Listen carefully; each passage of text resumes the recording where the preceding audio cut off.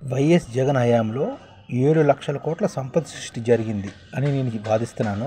అది ఏ విధంగా జరిగిందనేది కొద్ది విశ్లేషణాత్మకంగా చర్చిద్దాం. దీనికి టైటిల్ కూడా వైఎస్ జగన్లో 7,00,000 కోట్ల సంపద సృష్టి. ఇప్పుడు వైఎస్ జగన్ గారు తన 5 ఏళ్ల పరిపాలనలోని దాదాపుగా 2,70,000 కోట్ల రూపాయల వరకు ఉచితాలు అంటే సంక్షేమ పథకానికి ఖర్చు పెట్టారు. దాదాపుగా 2,70,000 కోట్ల రూపాయలు. దీని ద్వారా కొంతమంది సంక్షేమం చేయడంతో వాళ్ళ యొక్క ఆర్థికంగా కొంతవరకు వాళ్ళు రకరకాల రంగాల్లో పెట్టుబడి పెడుతూ వాళ్ళు కొంత సంపద సృష్టి చేశారన్నమాట. అలాగే 4 పోర్టులు మచిలీపట్నం, రాయపట్నం, రామాయపట్నం, అదే మూలపేట, కాకినాడ గేట్వే, ఈ 4 పోర్టులు ఉన్నాయి కదా. మచిలీపట్నం పోర్టును, Ramayapatnam port, Mulapeta port, Kakinada gateway port, ఈ 4 పోర్టులు డెవలప్ చేయడంతో పాటు వీటి పోర్టుకు అనుబంధంగా 5,000 ఎకరాల్లో పారిశ్రామిక పార్కులు కూడా అభివృద్ధి చేద్దాం అనుకున్నారు. దీని ద్వారా కూడా చుట్టుపక్కల సంపద సృష్టి జరిగింది. అంటే ల్యాండ్ రేట్లు పెరిగిపోయిన వల్ల అక్కడ చుట్టుపక్కల వాళ్ళు కూడా ఆర్థికంగా కొద్దిగా వరకు స్థిరపడగలుగుతున్నారు. అంటే వాళ్ళ స్థలాలు ఇచ్చారు కాబట్టి వాళ్ళ దగ్గరకు సంపద పెరిగింది. దాని ద్వారా రేట్లు కూడా పెరిగాయి. అలాగే 10 ఫిషింగ్ హార్బర్లను 6 ఫిష్ ల్యాండ్ సెంటర్లను ఏర్పాటు చేయాలనుకుంటున్నారు. అవి ఏంటంటే 10 ఫిషింగ్ హార్బర్లు ఏంటంటే నిజాంపట్నం, మంచినీళ్ళపేట, జువ్వలదిన్ని, మచిలీపట్నం, ఉప్పాడ, పూడిమడక, బియ్యపు తిప్ప, బడగట్లపాలెము, వాడరేవు ఇలాగా 10 ప్రదేశాలని ఫిషింగ్ హార్బర్ ఏర్పాటు చేయాలి. తద్వారా అక్కడ కూడా చేపల అనుబంధ ప్రాసెసింగ్ యూనిట్లు ఏర్పడతాయి.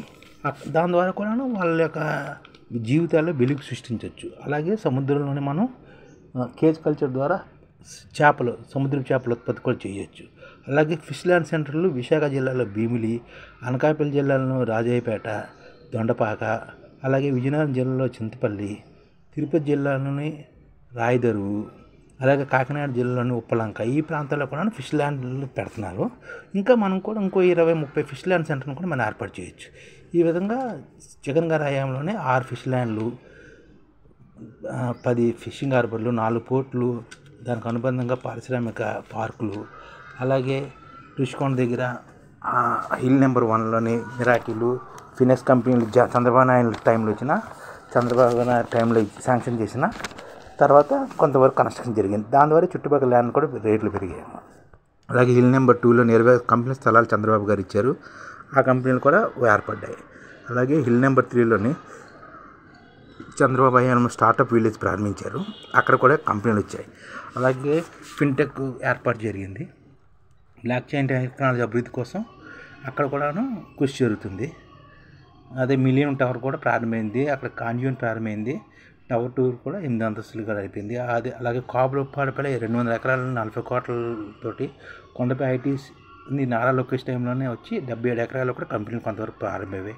అలాగే భోగాపురంలో 90 ఎకరాల్లోనే ఐటీ పార్క్ కూడా ఏర్పాటు చేశారు. కడప జిల్లా పులివెందులో ఆదిత్య బిర్లా ఫ్యాషను, బద్వేలులోనే సెంచురీ ప్లైవుడ్ కంపెనీ, గ్రాసిము, కొంపట్లో ఈఎంపీ ఎలక్ట్రానిక్ ఉత్పత్తుల పరిశ్రమ, తూర్పుగోదావరి ఇండస్ట్రియల్ కెమికల్ కంపెనీలు, ఇలాగా చాలా వరకు కంపెనీలు ఏర్పడ్డాయి అన్నమాట. అలాగే చూసుకుంటుంటే 98 భారీ పరిశ్రమల వరకు ఇలాగ వచ్చాయి జయమ హయాంలోనే. ఆ తర్వాత 8 కంపెనీలు ప్రారంభమైంది ఇందులో కూడా. అలాగే అచ్యుతాపురంలోని ETC tile company, mega food processing centre, ఇది విజయవాడలో ఉంటుంది, అచ్యుతాపురంలో ఉంటుంది. అలాగే రహేజా గ్రూప్ ఆల్ ఇండియాలోనే అతిపెద్ద మాల్ అనమాట. 17 ఎకరాల్లోని ప్రభుత్వ స్థలం కేటాయిస్తే అందులోని 14 ఎకరాల్లోని ఎన్ఆర్బిట్ షాపింగ్ మాల్ కడుతున్నారు. అక్కలాగే కైలాసపురం ప్రాంతంలోని హైదరాబాద్లోనే ఉన్నది 7-8 ఎకరాల్లోనే ఈ ఎన్ఆర్బిట్ మాల్. కానీ ఇక్కడ కడుతుంది వైజాగ్లో కడుతుంది రహేజా వాళ్ళు 14 ఎకరాల్లోనే, చాలా పెద్దది, 600 కోట్లతో. ఇక్కడ ఐటీ స్పేస్ మిగిలిన స్థలంలోనే ఐటీ స్పేస్ కూడా ఉపయోగిస్తారు. అంతర్జాతీయ కన్వెన్షన్ సెంటర్ కూడా నిర్మిస్తున్నారు అన్నమాట. అలాగే ఆంధ్ర యూనివర్సిటీలో 130 కోట్లతో ఇంక్యుబేటర్ సెంటర్ కూడా ప్రారంభిస్తున్నారు. అలాగే కర్నూలు జిల్లాలోని గ్రీన్ కో రెన్యూబుల్ ప్రాజెక్ట్ కూడా ఏర్పడింది. ఇది 5,230 మెగావాట్లు అనమాట. సోలార్ 3,000 మెగావాట్లు, విండ్ గేమ్ 550 మెగావాట్లు, హైడ్రోలేమో 1,680 మెగావాట్లు. అలాగే మొత్తంగా ఇది ఇంటిగ్రేటెడ్ ప్రాజెక్ట్ అనమాట. ఇది 15,000 కోట్ల పెట్టుబడితో జరిగింది. దీని ద్వారా చుట్టుపక్కల కూడా ఎంప్లాయ్మెంట్ పెరిగింది, చుట్టుపక్కల స్థలాల రేట్లు కూడా పెరిగాయి. ఈ విధంగా జగన్ హయాంలోనే సంపద సృష్టి అనేది దాదాపుగా 7 లక్షల కోట్ల వరకు జరిగిందని మనం వాదించవచ్చు. ఇంతే కాకుండా రిజిస్ట్రేషన్ కూడా చూసుకుంటే జగన్ టైంలోని ఒక్క సంవత్సరంలో రిజిస్ట్రేషన్ ఎలా జరిగింది 2023-24 ఏప్రిల్ నుంచి జనవరిలో చూసుకుంటే ఏప్రిల్లోని 1,66,979 రిజిస్ట్రేషన్లు జరిగాయి. అలాగే మే నెలలోని 2,12,904 రిజిస్ట్రేషన్లు జరిగాయి. అలాగే జూన్లోని 1,95,194 రిజిస్ట్రేషన్లు జరిగాయి. జూలైలోని 2,08,978 రిజిస్ట్రేషన్లు జరిగాయి. ఆగస్టు నెలలోని 2,05,279 రిజిస్ట్రేషన్లు జరిగాయి. అలాగా సెప్టెంబర్లోని 1,92,978 రిజిస్ట్రేషన్లు జరిగాయి. అక్టోబర్లోని 1,86,098 రిజిస్ట్రేషన్లు జరిగాయి. నవంబర్లోని 1,83,219 రిజిస్ట్రేషన్లు జరిగాయి. అలాగే డిసెంబర్లోని 1,65,977 రిజిస్ట్రేషన్లు జరిగాయి. అలాగే జనవరిలోని 1,85,551 రిజిస్ట్రేషన్లు జరిగాయి. ఈ విధంగా ఒక సంవత్సరంలోని చూస్తుంటే దాదాపుగా యావరేజ్గా చూస్తుంటే 20 లక్షల రిజిస్ట్రేషన్ కూడా జరుగుతున్నాయి. ఈ విధంగా కూడా ల్యాండ్ రేట్లు పెరిగాయి అన్నమాట హైదరాబాద్ మన జగన్ గారి హయాంలో. అలాగే ఇంకా కొన్ని ప్రాజెక్టులు చూసుకుంటే అచ్యుతాపురంలోని alliance tyre company passenger tyre కార్లను ఉత్పత్తి చేస్తుంది. అలాగే తూర్పుగోదావరి బలభద్రాపురంలో ఆదిత్య బిర్లా గ్రూప్ 2,700 కోట్లతోటి కాస్టిక్ సోడా ప్లాంట్ కూడా ఏర్పాటు చేశారు. ఏసీ తయారీ హబ్గా శ్రీ సిటీలోని బ్లూ స్టార్ డైకిన్ కంపెనీ ఏర్పాటు జరిగాయి. అలాగే ఇంకో 20 యూనిట్లు కూడా ప్రారంభమయ్యాయి. అలాగే అంబర్ ఎంటర్ప్రైజ్ ఏసీ యూనిట్ కూడా ప్రారంభించారు. ఆదిత్య బిర్లా గ్రూప్ గార్మెంట్ యూనిట్ని కడపలో ప్రారంభించింది. ఏఎల్ఏ డిక్సన్ కంపెనీ కూడాను కొంపర్తిలోనే ఏర్పాటు చేశారు. 30,000 కోట్లతోటి 4 పోర్టులు, ఐటీసీ 140 కోట్లతోటి వెల్కమ్ పేరుతో గుంటూరులోని 5 స్టార్ హోటల్ ఏర్పాటు చేయాలి. అలాగే 200 కోట్లతోటి గ్లోబల్ స్పైసెస్ పార్క్ ఏర్పాటు చేస్తుంది. దీంతో వరకు చుట్టుపక్కల భూముల రేట్లు కూడా పెరిగాయి. అలాగే మేనిఫెస్టోలోని పవిత్ర బృందంగా సంక్షేమాలను అమలు చేయడంతో బడులు ఆసుపత్రులు కూడా చాలా అభివృద్ధి చెందాయి. దాని ద్వారా చుట్టుపక్కల రేట్లు కూడా పెరిగాయి. అలాగే 2,66,000 వాలంటీర్ల వల్ల కూడా సంపర్శించడం జరిగింది. 17 మెడికల్ కాలేజీలు కూడా ఏర్పాటు చేశారు. అలాగే 10,000 వైఎస్ఆర్ క్లినిక్స్లు కూడా ఏర్పాటు చేశారు.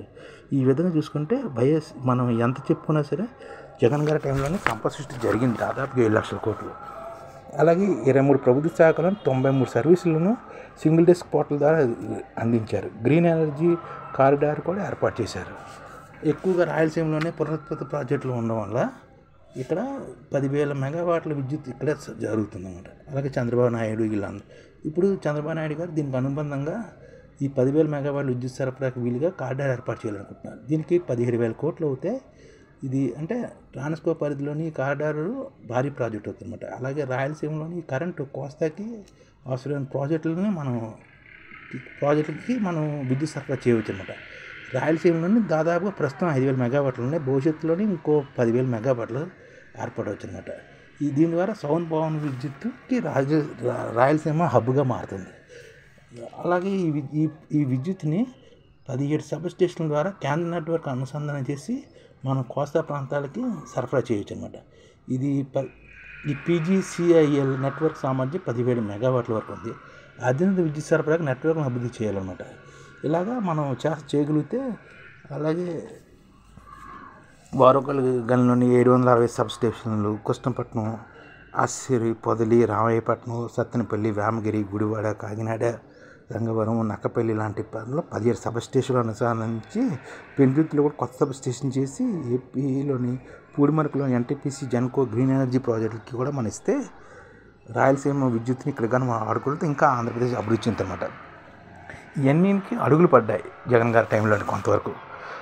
ఎన్ని వల్ల జగన్ గారి టైంలో 7 లక్షల కోట్లు సంపాదించడం జరిగిందని నేను గట్టిగా వాదించగలను. అంటే జగన్ గారిని మనం తక్కువ అంచనా వేసాం. అంటే చంద్రబాబు నాయుడు గారు కూడా 33 లక్షల కోట్లు సంపద సృష్టి చేశారు. అలాగే జగన్ గారు కూడా 7 లక్షల కోట్లు సంపద సృష్టి చేశారని మనం గట్టిగా వాదించవచ్చు. ఈ విధంగా జగన్ గారి హయాంలో 7 లక్షల కోట్లు సంపద సృష్టి జరిగింది.